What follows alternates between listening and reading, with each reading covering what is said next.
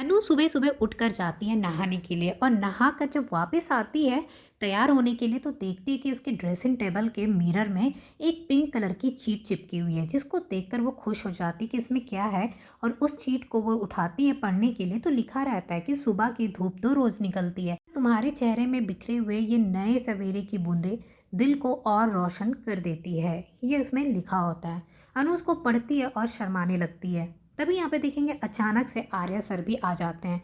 Arya sir आते हैं पीछे से अनु के और अनु को पकड़ते हैं। अनु यहाँ पे बहुत ज़्यादा शर्माने लगती है। उसके बाद देखेंगे आर्या सर यहाँ पे रोमांटिक होते हुए दिखाई देंगे। यहाँ पे देखेंगे वो अनु को पकड़ लेंगे और उसके बाद अपने हाथों से उसके गाल में हाथ फेरते हैं और यहाँ पे अनु बहुत ज़्यादा शर्माने लगती है और भागने लगती है।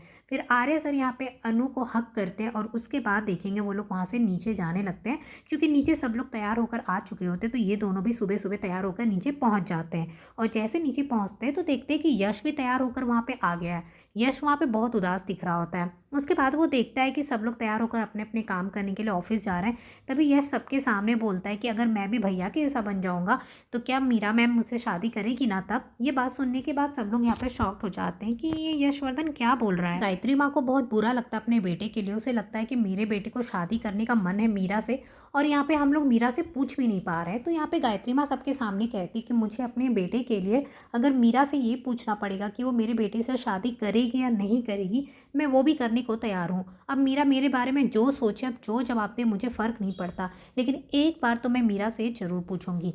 अब यहाँ पे देखेंगे गायत्री माँ जो है वो जाएगी मीरा से मिलने के लिए और घर वालों को कहेगी कि आज मैं मीरा से मिलने जा रही हूँ, मीरा से मैं बात करूँगी, देखती हूँ मीरा क्या बात करती है इस बारे में।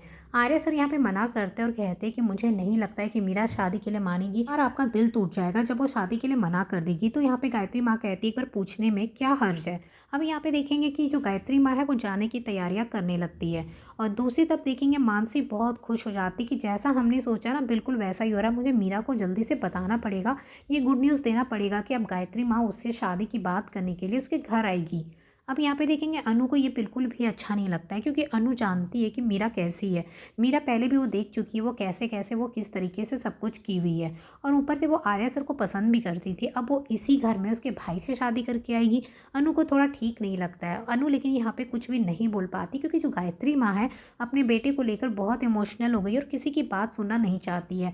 ये सब सोचने के बाद अनु उनसे कुछ भी नहीं कहती, पर अनु को बिल्कुल भी अच्छा नहीं लगता ये सब कुछ सुनकर और जानकर।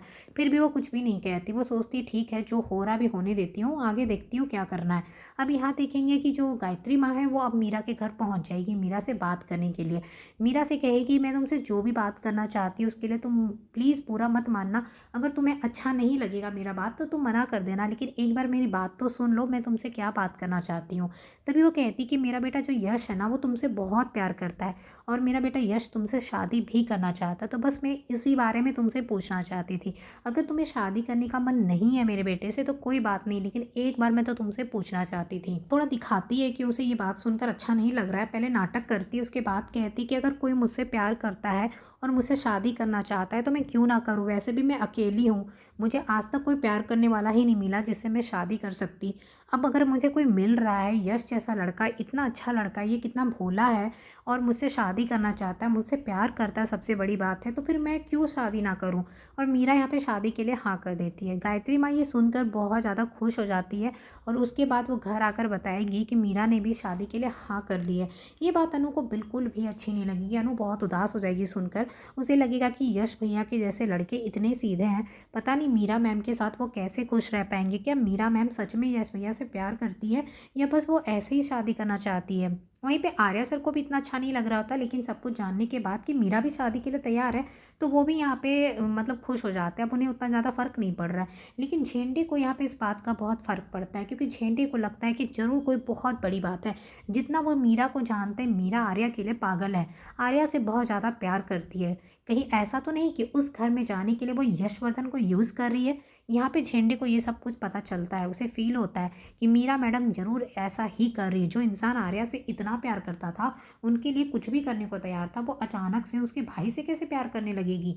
झेंडे को यहाँ पे शक हो रहा है। अब ये देखना है क्या झेंडे यहाँ पे मीरा का पर्दाफाश करेंगे ये शादी होने से पहले, कि अनु यहाँ पे कुछ करेगी, कुछ कोशिश करेगी जिससे मीरा के साथ यशवर्धन की शादी ना हो। अब ये देखना काफ़ी ज़्यादा इंटरेस्टिंग होगा, क्योंकि फ़िलहाल यहाँ पे मीरा और मानसी दोनों मिलकर बहुत ज़्यादा खुशियाँ मना रहे, क्योंकि उन लोगों का जो प्लान है वो सक्सेसफुली पूरा हो चुका है।